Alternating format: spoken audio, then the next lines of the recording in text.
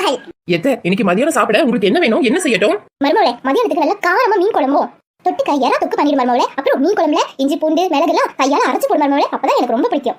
சரிங்க அத்தை. அடடே, புது மருமக தங்கமான பிள்ளையால இருக்கு. மதியானம் என்ன சாப்பிடணும் என்னைக்கு முடிவு எடுக்குது? இந்த காலத்துல எல்லாம் மாமியாருக்கு எந்த மருமக சமைக்கிறா? எனக்கு கிடைச்ச மாதிரி மருமக யாருக்குமே அமையாதுப்பா. சில வாரங்களுக்கு பிறகு மாமா கொஞ்சம் பார்த்து சொல்லுங்களேன். இந்த புடவை கட்டிக்கிட்டுமா இல்ல இந்த புடவை கட்டிக்கிட்டுமா? நாளைக்கு கல்யாணத்துக்கு போறோம்ல. அம்மாவா? மருமகளே, நீ எந்த புடவை கட்டினாலும் தங்க சிலையாட்டம் தான் இருப்ப. உனக்கு எது பிடிச்சிருக்கோ அது கட்டிக்கமா.